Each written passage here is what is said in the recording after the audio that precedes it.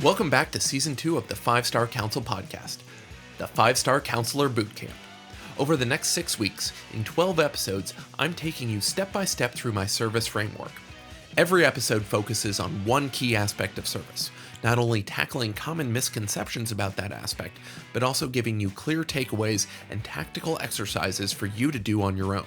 This will help you develop service in your firm so that it works for you, your employees, and your clients. I'll help you build the firm clients rave about because you, your clients, and your employees are happier, leading to more referrals, repeat business, and 5-star reviews. Let's get started. In the next 3 episodes, we're going to be focusing on people, delivery, and consistency, the 3 aspects of service that really drive how you serve. We've thought about other aspects involved in how you deliver for your clients. But getting to the heart of service is really all about your people, your delivery standards, and your consistency.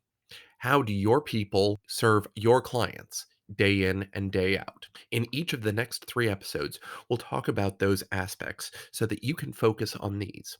Why? Remember, service isn't just your technical skill in being able to bring the law to bear for your client, nor is it how fancy your offices are. Yes, those are both aspects of what your clients are paying for, but neither is exactly what service is. Service is how you deliver it to them. How do they receive what you're getting? When we think about businesses like Disney and Four Seasons, even just going to a fancy restaurant down the street, those businesses are focused on a combination of entertainment, pampering, and fun. And despite what we do as lawyers, clients aren't coming to us for entertainment, pampering, or fun. They're coming to us to get a result done. And so when we think about service, it's not that it's not unimportant, but it's going to take a backseat to our technical skills as lawyers. How can we best achieve the result for our clients? So remember, people, delivery standards, and consistency are important, but they're not going to overwhelm what you do day in and day out to achieve results for your clients.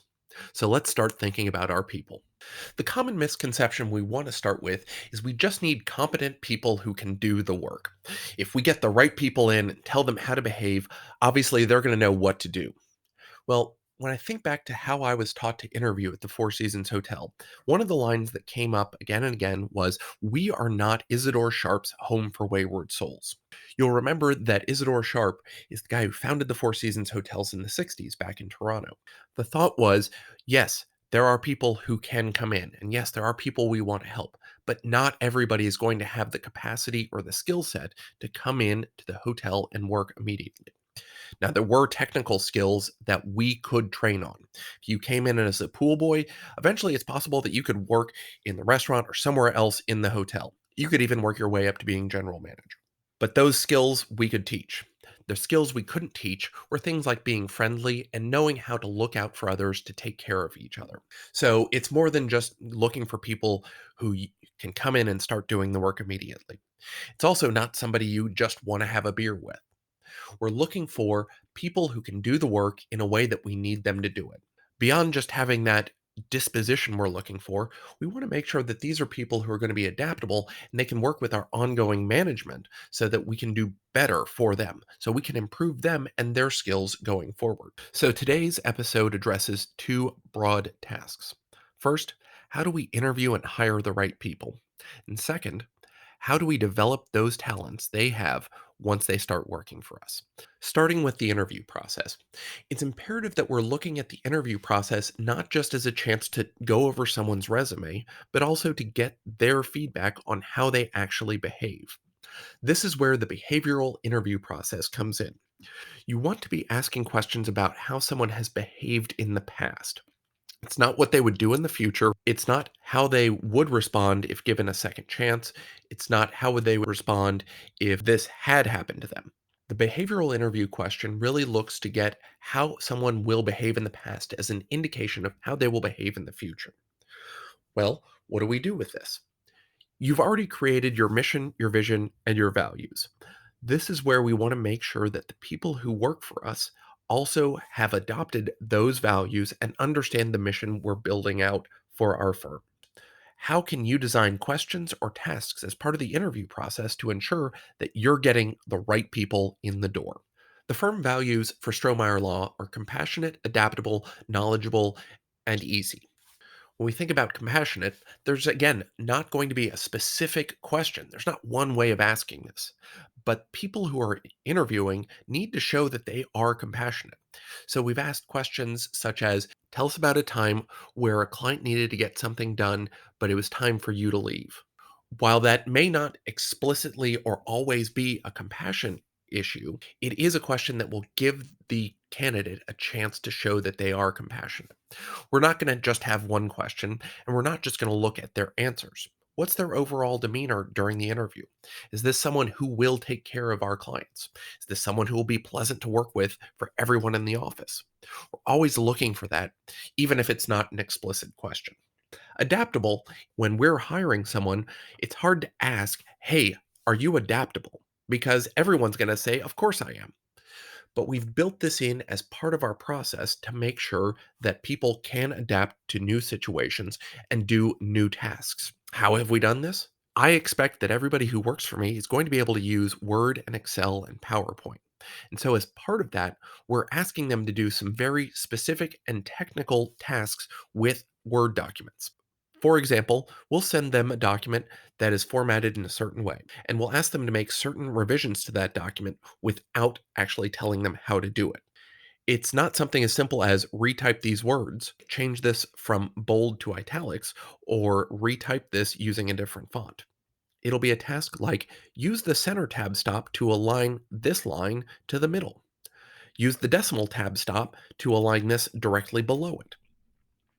What we're asking them to do is show us that they know how to use the tools they'll be expected to use. And if they don't know how to do that already, it's something that's easily Googleable. Why? We want to make sure that if they don't know the task, they know enough to go and ask the internet to try and figure out the solution for themselves. Can they adapt to a situation where they don't know the answer and then figure out a solution? Does this mean we want them Googling law if they're a young attorney? No, of course not. But for certain things, we do want them to start figuring out how do we get things done. Ultimately, that's what I, as an employer, am looking for from my employees. I need them to achieve results. Sometimes I don't know how to do it either, and they're going to have to go to the county clerk, the city office, or who knows who to figure out how to get something done. I want them thinking about it, not just throwing up their hands and saying, I don't know. As you look at your hiring process and your values, when we think about our knowledgeable standard, well, if we are bringing in someone who is an attorney who is going to be doing estate planning and probate work, this is where we would expect to have some technical questions. What sort of probate options are available in this situation? How would you advise this client? What you want to have for your interviews are set questions that you're using to ask of all of your future candidates. You want to know how they're going to behave and be able to judge candidates against each other across multiple years. You'll start learning and hearing what the good answers are and what the bad answers are when you're asking the same questions. If you ask different questions every time, or just whatever comes to the top of your head, while you may get some good answers, the problem is you're not repeating the process. By having these standardized questions, by knowing why you're asking the questions to elicit responses relevant to your values, it will make it easier for you to find people who fit within your firm. Now that we've come up with some questions on how to interview people, we want to think about how we're managing our employees on a going forward basis. This is where I've learned a lot from the Manager Tools podcast. They have far more information about management on a day to day basis than we can ever have here at Five Star Council.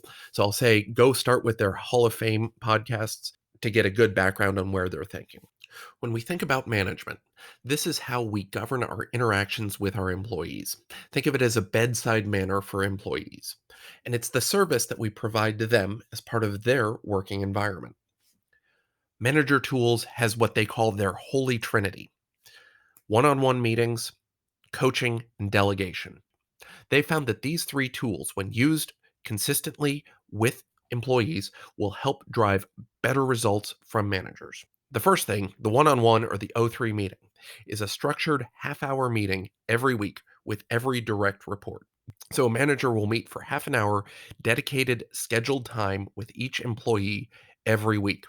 Obviously, if you have 70 employees, you're not going to be meeting with every one of them every week. You need to have layers of management so you're meeting with the top folks while lower managers are meeting with everyone below you. Setting this up ensures that you have a limited number of people who are meeting directly with you.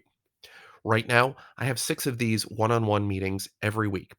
Half an hour apiece means that it takes up approximately 3 hours of my week. It ensures that they know that they will have half an hour of time with me every week to answer questions, get answers, and otherwise just get things done with my undivided attention. It also helps develop the relationship that we need to have with our employees. One of the better ways to get more out of people is by having a better relationship with them, knowing that they are humans and how to work with you. This structured meeting gives them the chance to develop that relationship with you in a way that will accelerate how you can get things done in your firm. The second item is delegation. For employees to get better, they're going to need new challenges. Keeping the same thing on their plate won't help them get better. Delegation is the way that we do this. Taking things from your plate and putting them on theirs. Yes, it may be a small ball when it comes to everything on your plate, but it'll be a larger task, a larger ball on your employee's plate. What you're developing their skills, which ultimately helps you get more done. It also allows your employee to grow in their skill set. This is what we want. We want our people getting better at new and different tasks. It allows our firm to do more and serve more people. So, as you think about what's on your plate right now, what are the tasks that don't actually need to be done by you, but could be done just as well by somebody below you? For me, having draft documents sent by the associate instead of having it come directly from me saved so much time. My associate develops the relationship with the client as well, so they're not just hearing from me. The client also gets to hear from somebody faster. It's not just on my plate to get that sent out. We know that it has to get out. I'm copied on the email. The client still knows how to get in touch with me. The delivery agent is just somebody else. Again, the point of delegation is to get more off of your plate so that your employees get better at what they do. Finally, coaching allows your employees to figure out what they want to do and how to get them better at it. You don't necessarily need to be the world expert in whatever they're getting better at, but being able to recognize that they need to develop a skill and how best for them to do that will help you coach them to better skills. So for Kimmy, my associate, I know that she needs to learn more about how probate and estate planning works.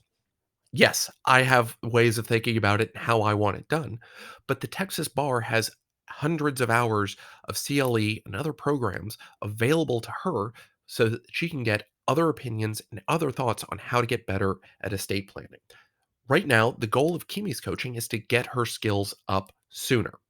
This is then a combination of the CLE that she can get from the Texas Bar, as well as reading the annotated versions of the Texas Estates Code. There are lots of little nuggets in the case summaries that help develop her gut instinct on how probate should work. For Bobby, my chief of marketing, he's learning more about marketing than I need to know. And so helping him find the resources to develop relevant skills for how we're going to execute is part of my job. I want him to get better at marketing, but I don't necessarily need to be the best at marketing to help coach him to better areas and better skill sets. So, as you look at your employees, we're looking at 3 ways of developing their skills. One, weekly one on one meetings with each employee who is a direct report to you. This not only gives them a chance to work directly with you and get your undivided attention, but it also allows you to develop the relationship with that person so it's easier to communicate with each other. Two, looking at how you can delegate work from your plate to them to get more work to them and off of your plate. This enables you to tackle the bigger projects. Finally, coaching allows you to let the employee get better at their own skills. This is what we want to do as we develop our employees, developing their relationship internally, as well as developing their skills so that they can help our clients more. So, as we wrap this up, our closing exercises really focus on making sure you've got the right people in your firm. How can you deliver the right working experience for them? And how do you know that they can carry out your firm's mission? We talked about better interview questions, but thinking about the people inside the firm, do all of your employees know your firm values? When was the last time you made sure that they could not only rattle them off, but demonstrate some examples of how those values actually play out in the firm environment? When you look at your hiring process, what is one behavioral interview question that you can use to evaluate for a particular value? Remember, we're asking the candidate to tell us about a particular experience they had and how that relates to our values. Third and finally, schedule weekly one on one meetings with each of your direct report team members. This will give them the chance to work directly with you to get more work done in a focused and efficient manner. It also helps to develop the relationship between everyone so that it's easier to get things done. Thanks so much for listening. You can find more info on us and get your free white paper on client service at 5starcouncil.com. You can get in touch with me at john@5starcouncil.com. If you enjoyed the podcast, please subscribe wherever fine podcasts are found and leave us a review wherever you can.